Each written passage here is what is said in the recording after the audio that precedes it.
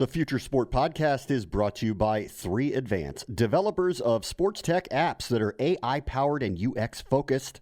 So if you're looking to create some apps for your startup or your sports biz calls for some artificial or business intelligence, you should check out 3Advance. They're incredible. Go to 3advance.com. That's the number 3advance.com.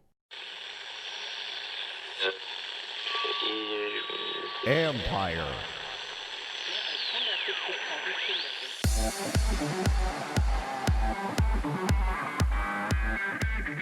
Betting on esports? It's a gamble. Nefarious people to be, let's say, rigging stuff, because it can really hurt an esport, especially, but any sport, really significantly. And the match fixing and StarCraft really just was a detriment to the scene. That's Mark Balch, head of product partnerships at Baze eSports Solutions, where ensuring integrity of virtual gaming is paramount. This is the Future Sport Podcast. I'm Bram Weinstein.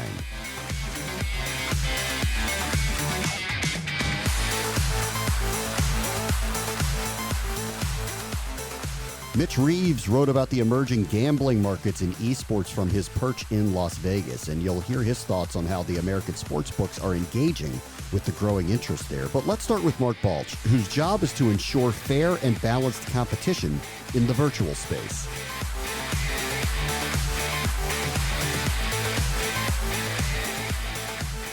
Our guest this week is Mark Balch, the head of product partnerships at Baze eSports Solutions. They're partnered with Sportradar, and his specialty is betting and esports, which is an interesting time to have a discussion about that with all of the traditional sports on hold. Hey, Mark, how are you? I'm very good. It's very hard to have a conversation with anybody now without at least starting it by saying, how are you? How's your family? How is everything? You're based in England. How is everything in England right now? Yeah, it's kind of strange, because England is kind of very different between living in London and living anywhere else. So I think there's definitely a sense of being kind of fed up.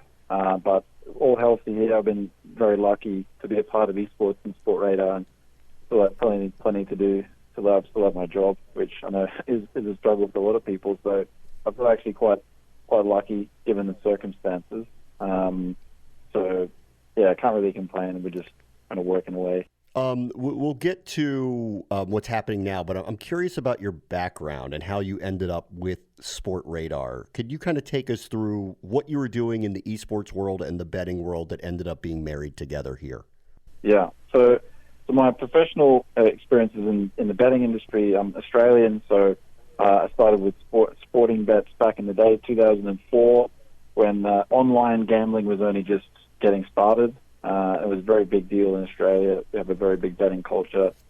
So I kind of grew up around sports and Michael Jordan and, all this kind of stuff. So I always had a sporting history. So I kind of, betting came very naturally to me. And then in 2012, I moved to UK, continued in betting. In 2015, I found Sportradar required esports analysts for their integrity department to combat match fixing and fraud.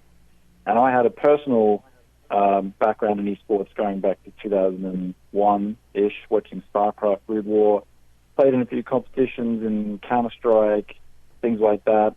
And I'd always kind of dreamed about being in the gaming or esports industry, which is why I moved to Europe in the first place. So it was a perfect combination. And, 5 years later, still involved with Sportradar and now Baze. Let's talk about betting in esports a little bit. Can you kind of take us through what the word integrity means to you as you monitor the modernization of betting and esports together? So integrity is a very complicated topic, actually. There's a few different elements of integrity. I think the main definition for me is to stop match fixing, primarily. This is probably one of the most damaging things that can happen in any sport. Is it just ruins it for everybody. The teams, the opponents, the fans, the people who are actually betting legitimately, for a match to be fixed and for nefarious people to be, let's say, rigging stuff. It can really hurt an esport especially, but any sport really significantly. And the match fixing in StarCraft really was a detriment to the scene over a number of years, which has kind of seen it really disappear from the top spotlight compared to 2012 when StarCraft was really ruling the industry. But there's many other parts to it because the players need to be protected from being approached, and people who run the tournaments need to be able to do this effectively, safely, and live by some kind of rules and sort of code of conduct. So they're not trying to cheat people. That companies are paying players on time and teams on time. This is all sort of part of a wider description of integrity, so that the actual scene, as you kind of point out, is professionalized, so that we get to a state where bigger sponsors, bigger companies are willing to come into this space. And we are seeing this, particularly led by Riot, one of our partners, and a few others who've now got teams, BMW and Mercedes, and some, in the past they wouldn't touch esports, but now it's becoming more organized, more professional. I think this sense of integrity of the organization helps as well. So, I don't know, this could just be perception, but, with the traditional sports, soccer, football, basketball, hockey, whatever it may be, there could be, or at least perceptually, there's a feeling that you would know if you felt that something was wrong by watching it. Are we at a point where people could kind of watch the competitions and get a sense or use a metric to know whether they believe something is off? So it's quite difficult to say exactly, depending on how, let's say, how good it is in terms of a fix. There are some fixes which are extremely obvious, where it's obvious to everybody from the moment it starts that something is wrong. And there's been a few matches out there in esports and traditional sports where most people know straight away. There are other ones where you might not know at all in both esports and traditional sports as well. I think probably the number one thing that is very hard to fake is the betting itself. And this is one of the driving forces of integrity at Sportradar, is analyzing the betting market, because betting is essentially about risk management, just like trading stock, and you can't really fake risk. So as long as you know how to read the market and understand if a ton of money is coming for a team, then there's no reason for it. If I can't think of an example. If the best team in the world playing the worst team in the world, if all of a sudden everyone's backing the wrong team, and there's no news that would kind of back up this theory, there's something wrong. Because people are staking money, a lot of money on this fact which doesn't exist. This is usually one of the hallmarks of suspicious activity. But there might be a good reason. All the best players not playing or whatever. And this is what the multiple steps to the analysis of what's really happening here. And this is why information, very basic information, who's playing, what's their name, where are they from, what's their background, how good are they, what's their history. This is the stuff that people need to know in the public domain to make sure that information is shared correctly. Let's get into esports and its trajectory in general here. I find myself using this word. I can't think of a better word for it, but there is an opportunity. Obviously, no one wants to take advantage of what's happening in the world right now, but there is one for sports that can survive and consistently thrive through something like this, and esports falls into that category. When real sports come back, and let's be optimistic that they will, how does esports use the opportunity and the platform they've had now to continue to grow? So I think esports is a very commonly used term at the moment, especially now. But I think there's multiple, but I'm just going to use two for the time being. There's two really types of esports, or like say sub-genres of esports. One is hardcore competition of video games, and the other is sport replacement. So sport replacement is your NBA 2K, where there is a real version of the sport, or FIFA, for example. There's a real version of the sport real competition, real performers and athletes, and then there's a virtual version. And if you take something like Counter-Strike or Dota or League of Legends, this is the pinnacle of gaming competition. So the hardest games in the world, the top gamers in the world. They're usually independent of each other. And the one that's really exploded is the sport replacement, because sport disappeared. So I think these are kind of independent in some ways, but the current situation has exploded the interest level because there's no sport in the world happening right now, which is the first time basically this has ever happened. So all eyes are turned to anything that can replace it as content. And eSports has been the one there who we can play video games from home indefinitely. I think if you were to try and think about these two, I think on one hand, the sport replacement, eSports, has a place for off seasons and for during times when there's a fewer matches, there's ways that you can create content where otherwise no content existed. So during droughts or downtimes. In the US, there's probably a bit less so because you've got other sports which overlap, but worldwide, there's certain times of the year where there's no soccer, for example, during the summer in most places. You can have big FIFA tournaments and know that people have crossover viewers. I think for this, I think it's going to be challenging to maintain the current rate of interest for the sport replacement leagues once traditional sports comes back. But what it has done is brought a lot of exposure to the industry. And there's a hell of a lot more people now who understand what esports is that last year didn't even know it existed. And this, to me, is one of the best things about this situation, is that education, that knowledge, even, this podcast, for example, will teach more people about it. And it kind of helps legitimize and professionalize the industry. And we get a few more fans out of it. I think there'll be a few more people who watch NBA 2K or Counter-Strike after COVID that didn't before because they just didn't know about it. It may be too early then to ask this question, but as you're tracking this, do you have a sense of how this period of time, the COVID-19 shutdown, is going to impact the growth trajectory of esports? So I think it's definitely a huge spike right now, where, it's hard to say which metrics to use, but almost every metric you can imagine in terms of interest level and numbers have pretty much almost doubled in some cases from month to month or compared to last year.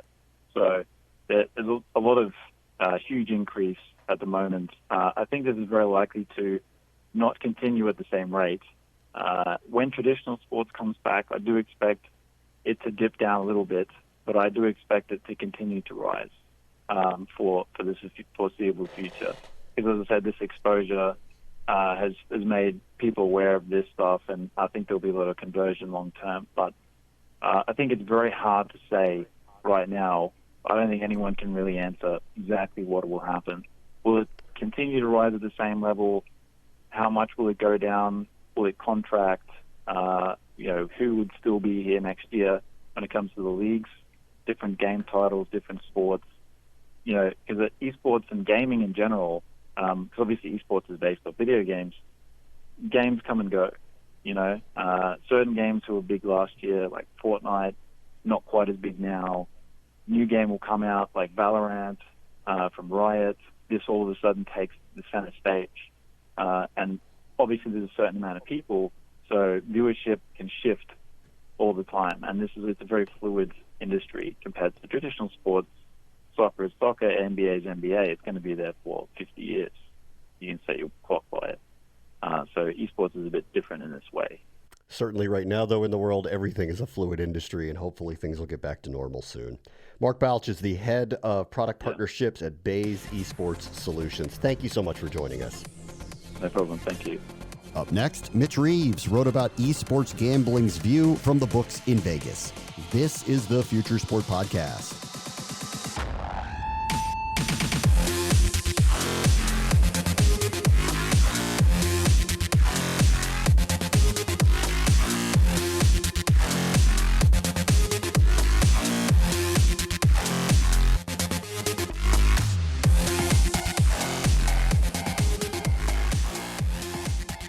Well, we've been talking a lot here about the opportunity that eSports has with sports being shut down. And Vegas, well, that's been shut down too. And they're trying to embrace many different ideas. Mitch Reames wrote a freelance piece for the Washington Post. Joins us now. Hey, Mitch, how are you? I'm good, Bram. Thanks for having me. You are in Las Vegas. So before we even kind of get into eSports, could you describe the town right now? It is full on crazy, with tourism completely shut down, conventions leaving. People are really worried here. And you go down to the strip, all the lights are still on, but completely empty with people. Creates a very weird ambiance. Just driving down there feels quite eerie. I mean, nothing feels dangerous, right? I mean, there's probably a lot of people out of work. The entire city's economic system is completely shut down. Does it feel dangerous on any level? I haven't really noticed that, but it does. There's this air of unease for sure. And then there was a recent protest, like many across the country, to open up the city. So we'll see how it develops. Right now, everybody's maintaining. The casinos have actually done a pretty good job taking care of their employees, which has been nice to see. But who knows how long this lasts. All right, let's talk about esports here. Let's talk before the pandemic and let's talk about right now. Their embrace of the idea of betting on esports. What was it before all of this started happening?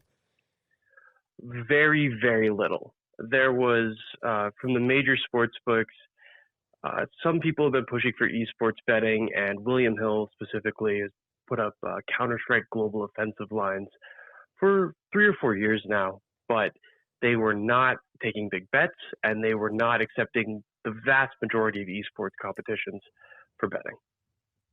And now, how do they feel about it now? Slowly changing. So they're pushing. What's happened recently, and a lot of news has been coming out, is the Nevada Gaming Control Board has approved a lot of esports competitions. But that doesn't necessarily mean that the sports books are offering lines on them.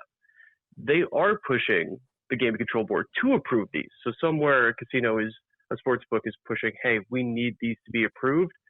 But they're still worried. The same concerns they had before the pandemic still exist and are actually probably a bit more amplified now, given that every esports competition takes place online and there's less oversight to them. So they have the ability to put lines on them, but that hasn't necessarily translated to a lot of lines being put out there. How about the idea of just betting on this? Is this commonplace anywhere else? Would people who are watching these events be inclined to do so the same way they'd be inclined to bet on a football game or a soccer match? Oh, absolutely. Yeah, esports betting has been around in some form for a better part of a decade, mostly in Asia and in Eastern Europe.